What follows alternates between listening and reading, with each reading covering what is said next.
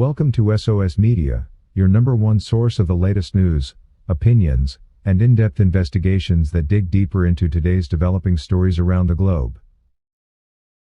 Born on July 16, 1965, Bruce Kelly is the oldest son of Joanne Kelly. Along with his younger brothers Robert Kelly and Carrie Kelly, Bruce has three sisters named Cassandra, Teresa, and Lisa. Once a student at Dr. Martin Luther King Jr. College Preparatory High School in Chicago, Illinois, Bruce left the institute in 1983. He and his brother R. Kelly upheld a close relationship over the subsequent years. Their bond remained quite solid even during R. Kelly's rise to fame. This also meant that he was mentioned in the testimonies and revelations of several women who came forward to accuse R. Kelly of improper involvement. Bruce Kelly once stated that he believed in the fact that the women condemning his brother of ill-treating them were just not being honest. Over the years, Bruce has been in and out of confinement for various different reasons, but none of which were actually related to the allegations against R. Kelly. He was detained for a 2016 robbery and shortly became an occupant of the Vandalia Correctional Center, located 85 miles southeast of Springfield in Fayette County, Illinois, with an apparent verdict of 2 to 4 years.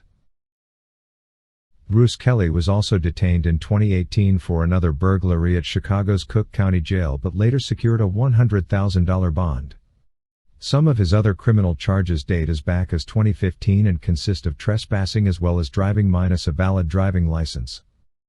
As of today, Bruce continues to live in Chicago and refers to himself as a digital content creator who has since June 21, 2022, been part of the Skizzle production. He is also closely and keenly following R. Kelly's other trials, including the Chicago 2022 trial. It is also evident that Bruce Kelly is very supportive of his sister Teresa. He regularly shares her online content on his social media pages. Yesterday, Bruce Kelly had an online conversation with Sylvia Parks Tumusiime, 55, of Covington, Georgia, known online as Infamous Sylvia, in which he revealed that his brother R. Kelly urgently wants to speak to him. He acknowledged having taken quite some time without visiting his brother because he has been ill. Bruce Kelly recently had a surgery done on his left hand. He has also recently suffered a mild stroke that he couldn't even lift his arm nor play his bass guitar. He is currently attending physiotherapy sessions and slowly coming back to life. Bruce Kelly, unlike R. Kelly, had never had surgery before.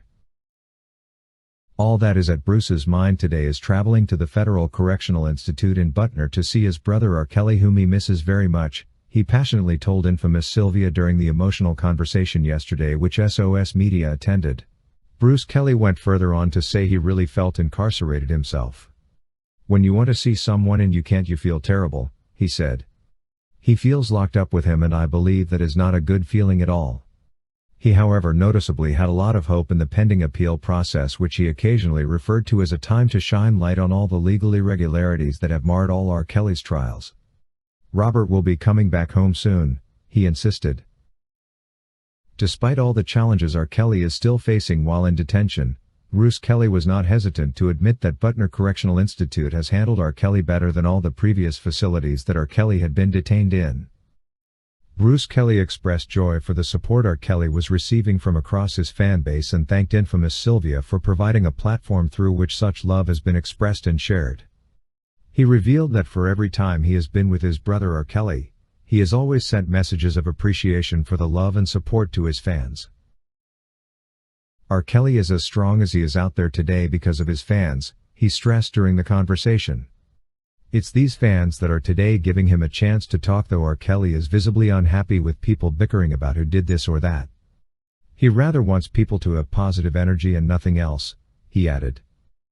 Bruce Kelly voiced his worry about the prejudice exhibited during R. Kelly's trial and said it was sad we were allowing this to happen, citing an example where the jury had been prejudiced by prior watching of the surviving R. Kelly docuseries. R. Kelly was guilty even before being tried. "I have never seen anything in any judicial system happen like this before," Bruce said. "How can we stop this?" He questioned, adding that it would be prudent to have open protests, but people have been stigmatized by trying to associate all those involved to R. Kelly's allegations. As a reality, we can all agree many people won't be motivated to protest until it's their relative behind bars. Looking rather very emotional and beaten, Sylvia wondered whether R. Kelly's supporters could consider seeking legal help from the American Civil Liberties Union. The ACLU was instituted to ensure the promise of the Bill of Rights and to expand its reach to people factually denied its protections. R. Kelly's rights have clearly been violated to the extent that his private information was stolen by a Bureau of Prisons officer and distributed to the public. There was also a heist when the alleged witnesses were involved in stealing money and cash from his home. It really also doesn't seem right to take money from someone who is on appeal. They too need to be behind bars for breaking the law. Nevertheless, Infamous Sylvia never hesitated in sharing a light moment with Bruce Kelly by ultimately asking him to tell the audience a crush he has ever had on a celebrity, to which Bruce effortlessly replied, "Janet Jackson." Bruce Kelly reminisces of the good old times when he and R. Kelly would go on weeks-long tours, played basketball together, visited Michael Jordan and traveled places with R. Kelly even when he was not on tour. It was during one of those good times that R. Kelly introduced Janet Jackson to him, and he confesses getting an irresistible crush. "Janet was just down to earth," he summarized. Bruce Kelly has a sense of keeping the family together despite the challenges at hand. He ensures keeping in touch with his brothers, sisters and R. Kelly's children Joanne and Kelly Jr. R. Kelly shares all of his children with ex-wife Andrea Kelly, whom he was married to from 1996 to 2009. As expected, R. Kelly has a complex relationship with his children due to his legal battles. His ex-wife Andrea once told Good Morning Britain that her heart breaks for her and R. Kelly's kids. "This is now the legacy that my children will have to deal with and their children's children," she said. "At the end of the day, you cannot walk away from your bloodline. I have the ability to separate and distance myself from it, but his blood runs through my children's veins, and it's part of their DNA and they couldn't escape it even if they wanted to. So it's very difficult for me to sit in that position," she added. R. Kelly's eldest child is daughter Joanne Kelly, who was born on March 19, 1998. Joanne is a singer just like her dad Kelly and goes by the music name Buku Abby. In November 2020, Joanne purportedly disclosed to her fans that she had suffered a miscarriage the month prior. Jay Kelly is the middle child of R. Kelly, who was actually born a female and originally named Jaya by his parents, but in 2014, when he was 13, revealed he was transgender, though R. Kelly did not support Jay's transition. Like his sister Joanna, Jay has followed in R. Kelly's footsteps and pursued a music career.